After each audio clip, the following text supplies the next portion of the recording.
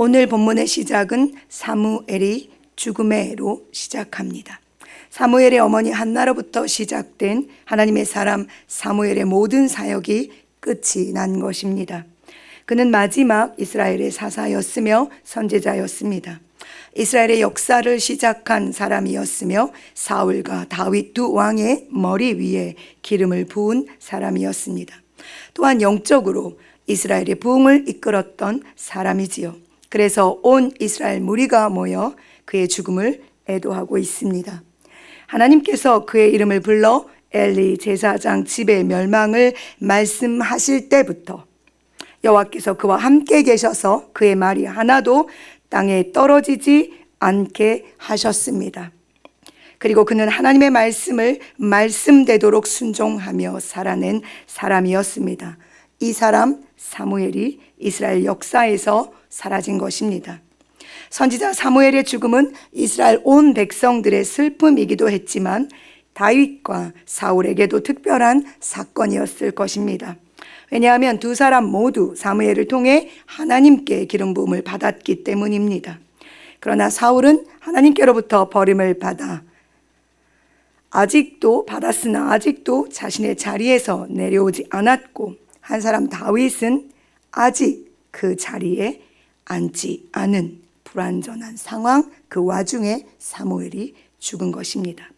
그렇기에 사무엘의 죽음은 아직 어떤 것도 이루어진 것 같지 않은 이스라엘에게, 다윗에게, 그리고 자신의 자리를 빼앗길까 두려운 사울에게 각각의 이유로 슬픔이었습니다. 이때 다윗이 일어나 바란 광야로 나아갑니다. 바란 광야는 모세와 이스라엘 백성들이 12명의 정탐꾼을 가나안 땅에 보내 그들에게 보고를 받은 땅입니다. 여호수아와 갈렙이 그 땅을 하나님께서 우리에게 주셨으니 우리가 가자라고 말했을 때 돌을 들어 그들을 죽이려 했던 곳, 다시 광야에서의 40년의 생활이 시작된 곳, 바로 크고 두려운 곳 바란 광야입니다. 다윗이 사울을 피해 바란 광야로 내려갑니다. 그리고 그곳에서 그는 마온에서 올라온 한 사람 나발을 만납니다.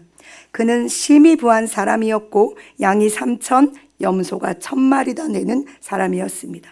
다윗과 나발의 만남은 나발의 종들이 들에서 양을 칠 때부터 시작됩니다. 본장 15절에서 나발의 하인들이 나발의 부인 아비가일에게 하는 말이 그 증거입니다. 15절, 그 사람들이 우리를 매우 선대하였으므로 우리가 다치거나 잃은 것이 없었으니. 16절, 우리가 양을 지키는 동안에 그들이 우리와 함께 밤낮 우리에게 담이 되었음이라. 그런 관계였기에 다윗은 마침 양의 털을 깎고 있는 나발에게 사람을 보내어 자신과 함께한 사람들을 선대해 줄 것을 요청합니다. 평강, 내 집에도 평강, 내 수의 모든 것에도 평강을 빌며 말입니다. 그런데 나발은 10절 이렇게 말하지요. 다윗은 누구며 이새의 아들은 누구냐? 요즘에 각기 주인에게서 억지로 떠나는 종이 많도다라고 말하며 다윗을 종으로 모욕하고 있습니다. 선을 악으로 갚는 중입니다. 하나님께서는 나그네, 즉 떠돌아다니는 사람들에 대해서 선대하라고 말씀하십니다.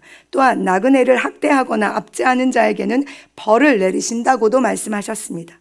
그래서 가난하고 궁핍한 자들을 선대하는 자는 바로 주님께 하는 것이라고 하실 정도로 그들의 고통을 우리가 돌아보기를 원하십니다.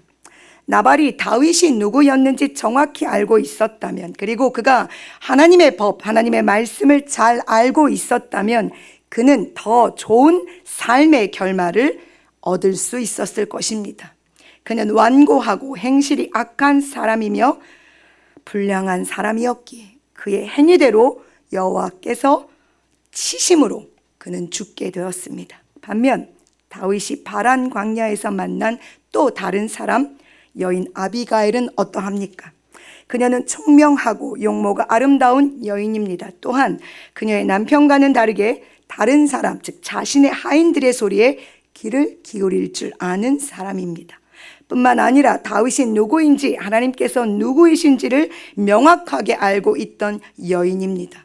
그녀의 말은 지혜를, 그녀의 행동에는 도망자 다윗을 선대하며 그와 함께 하시는 하나님을 찬양하고 있습니다. 그래서 다윗은 32절에서 오늘 너를 보내어 나를 영접하게 하신 이스라엘의 하나님 여호와를 찬송할지로다. 내 지혜를 칭찬할지며 또 내게 복이 있을지로다. 오늘 내가 피를 흘릴 것과 친히 복수하는 것을 너가 막았다라고 그녀를 칭찬합니다. 그녀는 다윗이 나발을 죽이지 않도록, 다윗이 악을 행하지 않도록 막는 일을 했습니다. 다윗이 나발에게 당한 모욕을 하나님께서 친히 갚아주시도록 도왔던 여인이지요. 아비가일은 나발이 죽은 후에 다윗의 아내가 됩니다. 크고 두려운 곳 광야는 각자 우리에게 하나님께서 허락하신 삶의 지혜, 믿음의 지혜를 배우는 곳입니다. 또한 그곳은 하나님의 보호와 도움을 경험하는 곳이기도 합니다. 오늘 광야에서 다윗이 또는 다윗을 만난 두 사람의 결말은 그들의 믿음에 따라 내려진 것입니다. 다윗은 그곳 광야에서 지혜롭고 총명하고 믿음의 여인 아비가일을 만났습니다.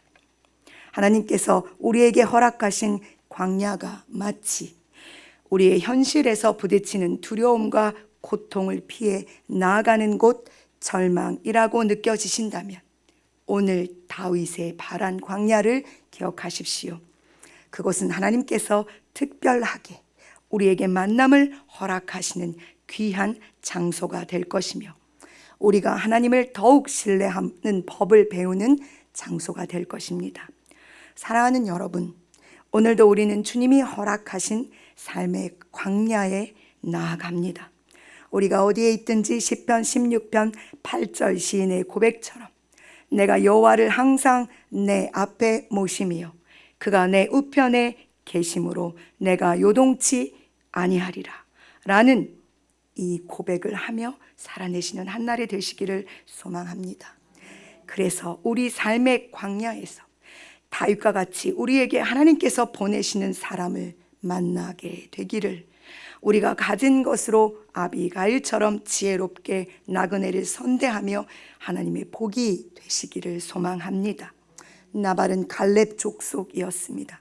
우리가 알고 있는 바로 그 갈렙 말입니다. 성경은 명확히 그가 갈렙 족속인 것을 명시하고 있습니다.